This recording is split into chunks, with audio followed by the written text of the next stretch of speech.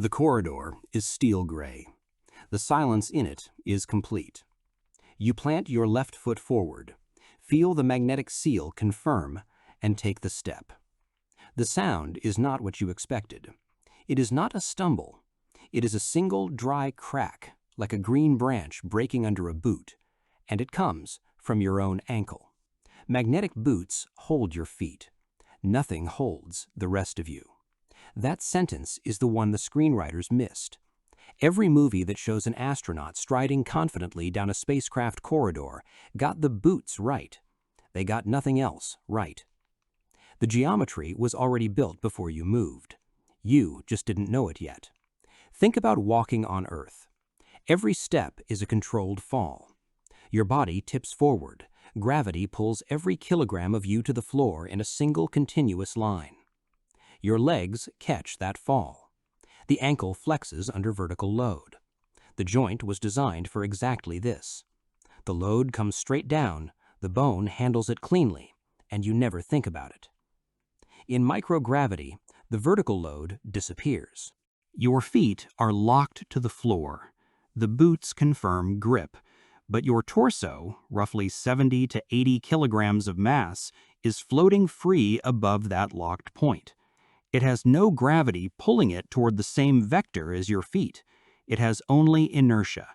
And when you lean forward to take a step, that inertia carries your torso through an arc. The arc swings. The foot does not follow. The ankle joint sits at the exact junction between the thing that is moving and the thing that is fixed. That joint is not built for rotational load. It is built for compression. Twist a hinge from the wrong direction and the pin shears instantly. That is what the ankle is right now, a hinge being loaded from the wrong direction by the full weight of a moving human body.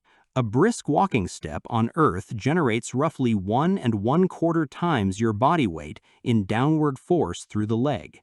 That load is spread across the knee, hip, and ankle in a familiar pattern the skeleton has handled 10,000 times. In microgravity, none of that distribution exists. The force generated by your swinging torso does not travel up the leg and dissipate.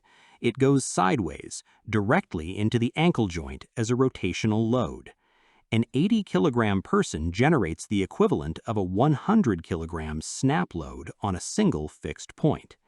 The ankle can take compression. It cannot take this. Bone fractures under rotation at roughly 3 to 4 times less force than it fractures under straight-down compression. The numbers are not vague. The tibia and fibula, the two bones in the lower leg, fail at about half the bending force of a femur. They are the first structural element in the chain to give way. And the load that breaks them is not an emergency fall. It is a normal step taken at normal walking speed.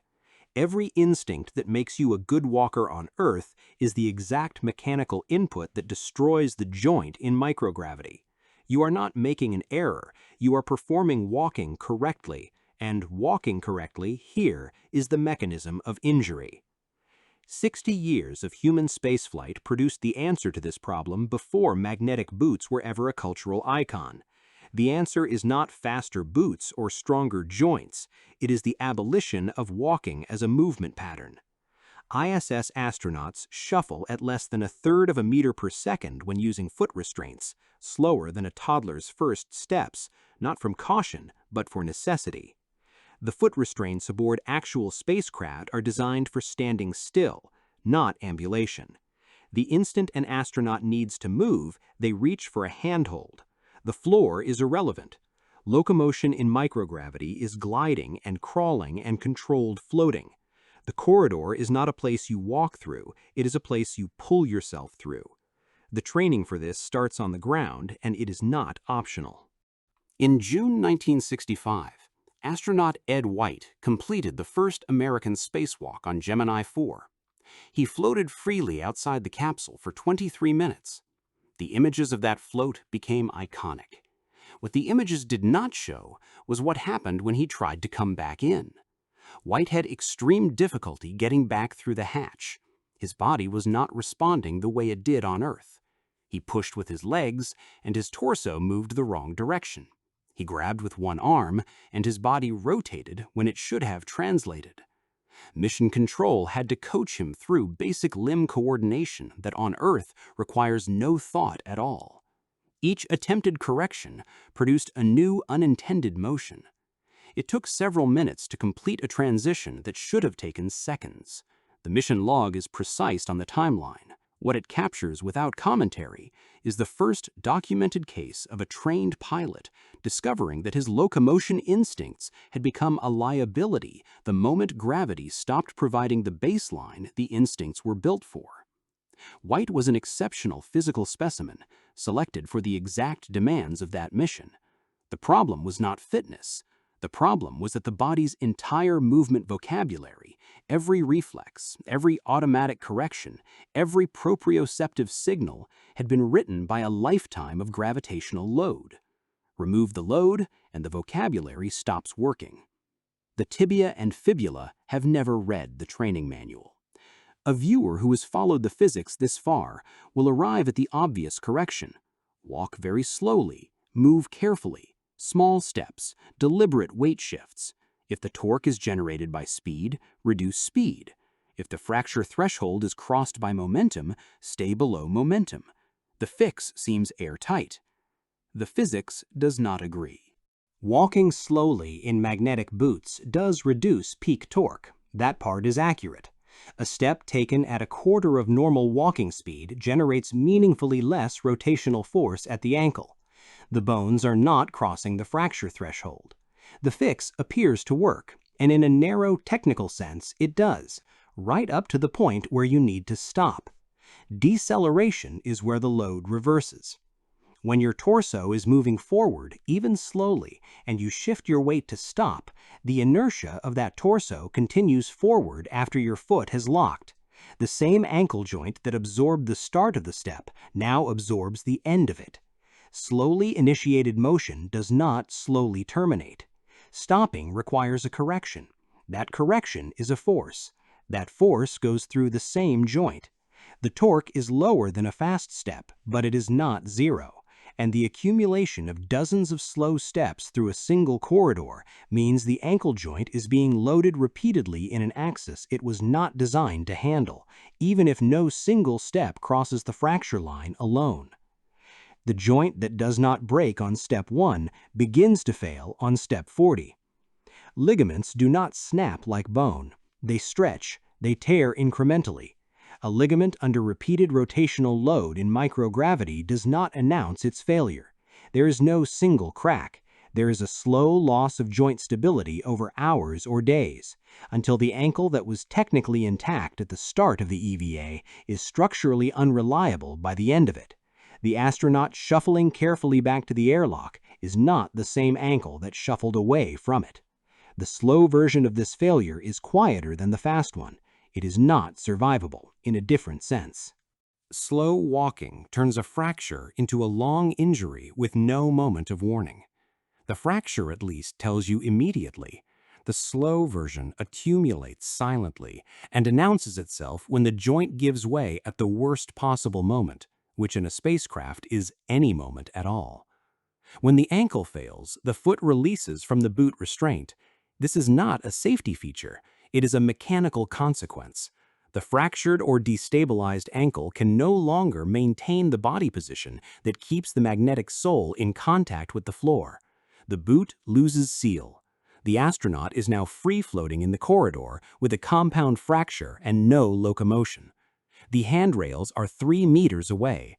The emergency medical kit is at the far end of the module. The ability to move on your own power, which seemed guaranteed 60 seconds ago, is gone. You are in the corridor.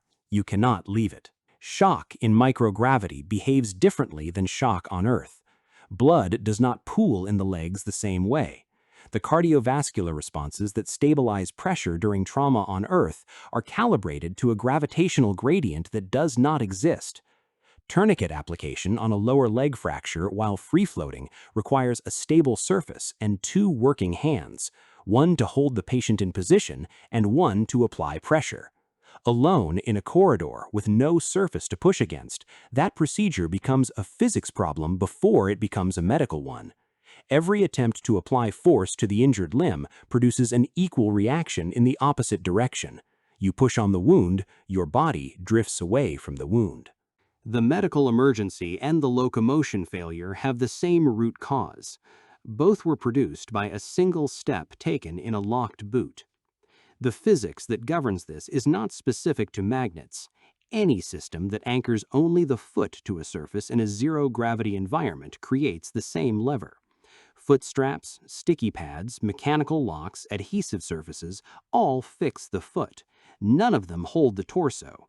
The lever exists in any of them. The material of the boot is irrelevant. The mass of the torso above the fixed point is the factor physics cares about. NASA's Artemis program is currently planning extended lunar surface operations. The moon has gravity, but it is 1/6 Earth's. 1/6 gravity does not eliminate the torque problem. It reduces it while keeping the body mass ratio that creates it. An 80-kilogram astronaut on the lunar surface still has 75 kilograms of free-floating torso above whatever foot anchor they are using. The ankle load reduction from lunar gravity is real. The failure mode is not gone. Every surface locomotion system tested for extended lunar EVA must account for the fact that the body's movement reflexes were calibrated at full Earth gravity, and partial gravity is not the same as gravity. The boot does not know it is on the moon. The question nobody has answered cleanly is this: at what gravity fraction is the ankle joint become reliably safe for natural walking? Not shuffling, not gliding, walking, the gait pattern every astronaut spent 30 decades perfecting before being told to stop using it. The number exists somewhere between 1/6 and 1. Nobody has run the controlled fracture risk trials at the intermediate fractions. The future crews who find out will be the first people who ever do.